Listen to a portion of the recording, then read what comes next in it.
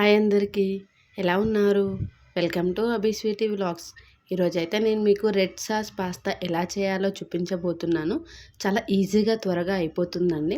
దానికోసం అయితే ముందుగా నేను వాటర్ వేసుకుని అందులో కొంచెం సాల్ట్ అనేది వేసుకొని పాస్తా అయితే వేసుకొని ఈ విధంగా ఉడికించుకున్నాను. ఒక 5 to 10 minutes ఉడికించుకుంటే సరిపోతుందండి. మరీ మెత్తగా అయితే ఉడకద్దు.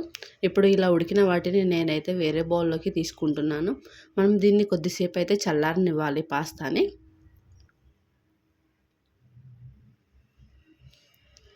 ఇప్పుడు నేను టమాటాలను ఒక 4 టమాటాలను అయితే ఇలా కట్ చేసుకొని మిక్సీ జార్లో అయితే వేసుకుంటున్నాను. వీటిని అయితే మంచి ఫైన్ పేస్ట్ లాగా అయితే మనం మిక్సీ చేసుకోవాలి.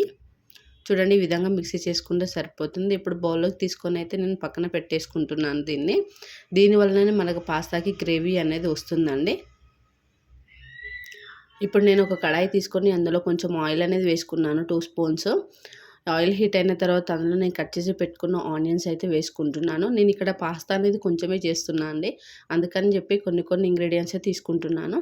ఆనియన్స్ కొంచెం వేగాక అందులోనే నేను గార్లిక్ని వేసుకొని అయితే ఈ విధంగా కలుపుకోవాలి. గార్లిక్ అయితే ఒక 5 minutes మంచిగా వేగాలండి. ఇప్పుడు ఇందులో నేను చిల్లీ ఫ్లేక్స్ని వేసుకుంటున్నాను. చిల్లీ ఫ్లేక్స్ అనేటివి కొంచెం ఎక్కువ తీసుకున్నా సరిపోతుంది. నేను ఇక్కడ కారం కూడా కొంచెం వేసుకుంటాను అండి తర్వాత, అందుకని నేను కొన్ని చిల్లీ ఫ్లేక్స్ని తీసుకుంటున్నాను. మీరు చిల్లీ ఫ్లేక్స్ ఎక్కువ వేసుకున్నారనుకోండి, కారం తీసుకోవాల్సిన అవసరం లేదు. ఇప్పుడు ఒకసారి మంచిగా కలుపుకోండి. ఇందులో నేను ఆరిగానో వేస్తున్నానండి. మీ దగ్గర ఉంటే వేయండి, లేకుంటే స్కిప్ చేయండి. ఇది అంత ఇంపార్టెంట్ ఏం కాదు. నా దగ్గర ఉందని చెప్పి కొంచెం ఆరిగానో అయితే వేసుకుంటున్నాను. ఇలా ఒకసారి మంచిగా కలుపుకున్న తర్వాత ఇందులోనే మనం మిక్సీ చేసి పెట్టుకున్న టమాటా పేస్ట్ని అయితే వేసుకోవాలి. ఇప్పుడు ఇదంతా ఒకసారి మంచిగా కలుపుకోవాలండి. ఒక 5 నిమిషాల వరకు అయితే టమాటా పేస్ట్ అయితే మంచిగా ఉడికిపోవాలి. అలాగే ఇందులోనే కొంచెం సాల్ట్ని, కొంచెం కారాన్ని కూడా వేసుకోవాలి. ఇప్పుడు వీటన్నిటిని ఒకసారి కలుపుకొని ఒక 10 నిమిషాలు అయితే ఉడికించుకోవాలి. టమాటా పచ్చివాసన అయితే పోవాలండి. ఇప్పుడు ఇందులోనే రెడ్ సాస్ని అయితే తీసుకుంటున్నానండి. దీన్ని మనం ఇంట్లో కూడా రెడీ చేసుకోవచ్చండి. నేనైతే బయట కొనుక్కొచ్చాను, దాంట్లో నుంచే తీసుకొని వేసుకుంటున్నాను. చూడండి, ఇప్పుడు ఇదంతా మంచిగా కలుపుకున్న తర్వాత అయితే ఒక 5 నిమిషాలు ఉడికించుకుందాము.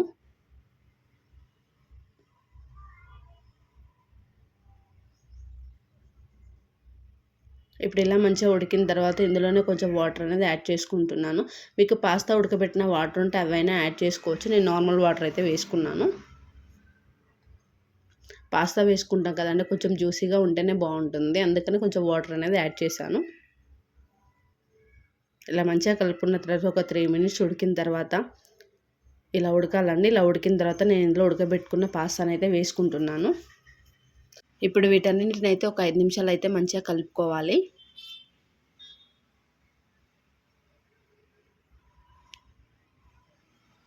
మంచిగా ఒక 5 నిమిషాల పాటు ఇలా పాస్తాని మనం కలుపుకున్న తర్వాత దీన్ని అయితే ఒక 5 to 10 minutes అయితే లో ఫ్లేమ్లో పెట్టుకొని అయితే ఉడికించుకోవాలి.